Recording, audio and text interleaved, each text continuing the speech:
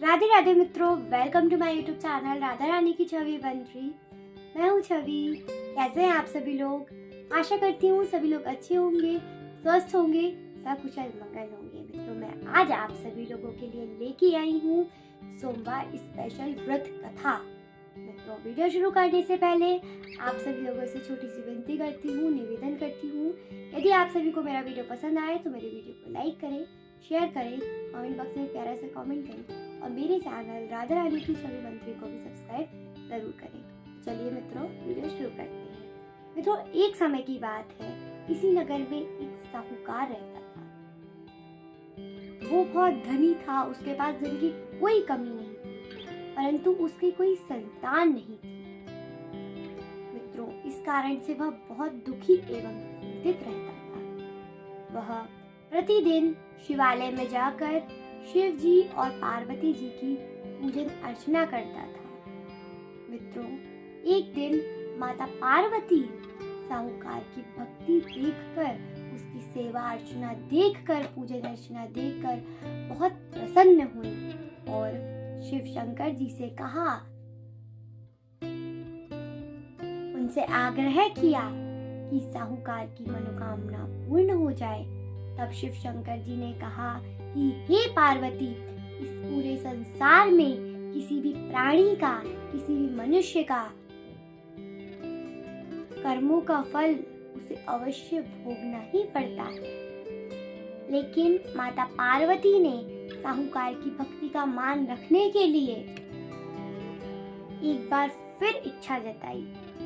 तब शिव जी ने साहूकार को पुत्र प्राप्ति का वरदान तो दे दिया, साथ ही यह भी कहा कि उसके बालक की आयु केवल 12 वर्ष की ही होगी। साहूकार माता पार्वती और भगवान शिव की बातचीत को सुन रहा था। उसे भगवान की इस बात से ना तो खुशी थी, ना ही दुख था। वह भगवान शिव शंकर की और माता पार्वती देवी की उसी तरह पूजन अर्चना करते रहा। कुछ समय बीत जाने के बाद साहूकार जी के घर एक पुत्र का जन्म हुआ। जब उस बालक की आयु उसका 11 वर्ष हो गई, तब उसे पढ़ने के लिए काशी भेज दिया गया। साहूकार ने पुत्र के मामा को बहुत सारा धन देकर पुत्र को विद्या प्राप्त करने के लिए काशी ले जाने को कहा और साथ ही मार्ग में यज्ञ कराते हुए जाने का आश्वासन भी दिया। साथ ही यज्ञ स्थल में ब्राह्मण भोजन एवं ब्राह्मणों को दक्षिणा देने का आश्वासन किया।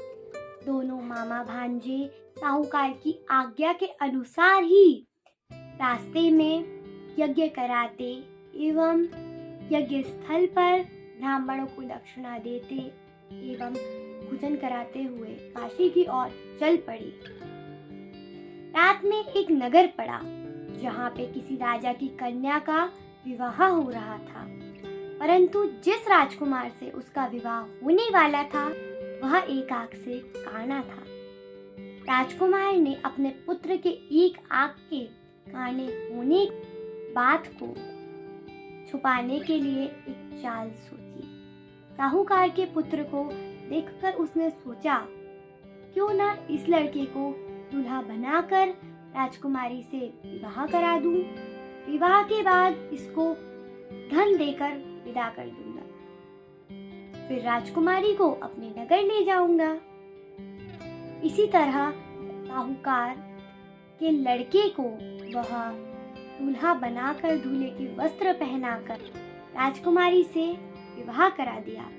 लेकिन राजकुमार का पुत्र ईमानदार था, उसे यह बात अच्छी नहीं लगी। उसने मौका मिलते ही राजकुमारी की चुन्नी के पल्ले पर लिख दिया कि तुम्हारा विवाह तो मेरे साथ हुआ है, लेकिन जिस राजकुमार के साथ तुम्हें भेजा जाएगा वह एक आंख से काना है।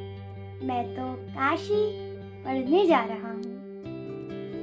मित्रों, जब राजकुमारी ने चुन्नी पर लिखी बातें पढ़ी तो उसने अपने माता पिता को ये बात बताई। फिर राजा ने अपनी पुत्री को विदा नहीं किया। बारात को वापस लौटा दिया। मित्रों, दूसरी ओर साहूकार का पुत्र अपने मामा के साथ काशी पहुंचा। वहां जाकर भी उन्होंने यज्ञ किया। जब लड़के की आयु उम्र 12 वर्ष की हुई, उसी दिन यज्ञ रखा गया। लड़के ने इस दौरान अपने मामा से कहा कि मेरी तबीयत कुछ ठीक नहीं लग रही है। मामा ने उसे अंदर जाकर सो जाने को कहा। मित्रों, शिव जी के वरदान के अनुसार कुछ देर में उस बालक के प्राण निकल गए। मित्रों, भांजे को मृत देख उसके मामा ने विलाप शुरू कर दिया। मित्रों, संयोगवश उसी समय शिव जी और माता पार्वती वहां से गुजर रहे थे।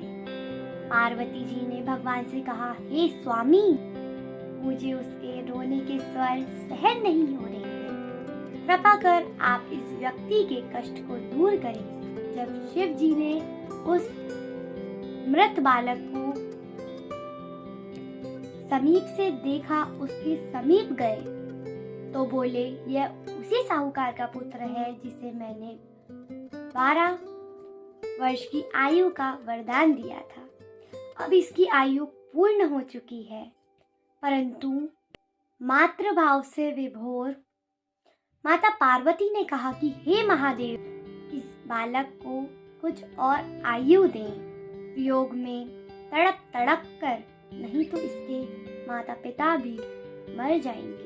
माता पार्वती के इतने ही आग्रह पर भगवान शिव शंकर ने बालक को जीवित होने का वरदान दिया। शिव जी की कृपा से उस लड़के का पुनः जन्म हुआ। इस तरह शिक्षा समाप्त कर लड़का मामा के साथ अपने नगर की ओर वापस निकल पड़ा।